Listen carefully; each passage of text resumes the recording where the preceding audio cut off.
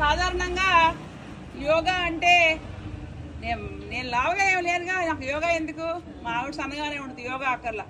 ఈ పిచ్చి మాటలు మాట్లాడడం ఆపేయాలి. ఎందుకంటే మీరు సన్నగా ఉన్న అమ్మాయిని లావుగా ఉన్న అమ్మాయిని హాస్పిటల్ తీసుకెళ్తే సన్నగా ఉన్న అమ్మాయిలో ఉన్న కొలెస్ట్రాల్ లావుగా ఉండే అమ్మాయిలో ఉండదు.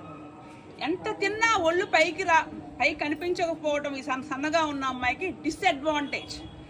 బాడీకి మెటబాలిజం మంచిదే, కానీ లావు అవ్వట్లే, కానీ శుభ్రంగా అన్ని రకాలు తింటూ ఉంటుంది. అక్కడ బ్యాడ్ ఫ్యాట్స్ మొత్తం కూడా పేరుకుపోయి రోగాల్లో మనం చూసుకున్నట్లయితే సన్నగా ఉన్న వాళ్ళు కూడా చాలా ఎక్కువ రోగాలు ఉన్నటువంటి రోజులు ఉన్నాయి. లావుగా ఉన్న అమ్మాయికి ఏముంది, కొంచెం కాటా పెరంగానే, కొంచెం కొలతలు మారంగానే అమ్మో నేను జాగ్రత్తగా అని చెప్పి లైట్ ఫ్యాట్ ఫుడ్స్ తీసుకోవడం అనేది మనం చూస్తూ ఉన్నాం. కాబట్టి నేను చెప్పేది ఏంటంటే సన్నకి లావుకి, ఆరోగ్యానికి అనారోగ్యానికి, యోగాకి సంబంధం లేదు. మనిషిగా పుట్టిన ప్రతి మనిషి కూడా బతికినంత కాలం అన్నం తింటున్నారు, స్నానం చేస్తున్నారు. ఎందుకు లేజీగా ఉంటారు?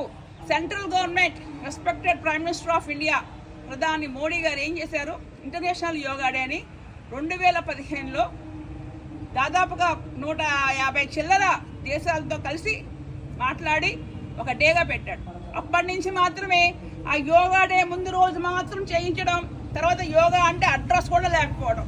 ఇది సాంప్రదాయం కాదు, ఇది సంస్కృతి కాదు. యోగా అనేది ప్రతి మనిషికి కూడా జీవితంలో ఒక భాగం అయి ఉంటేనే పరిపూర్ణమైన కంట్రీగా మన భారతదేశం ఉండడానికి అవకాశం ఉంటుంది. జై భారత్ మాత, జై హింద్.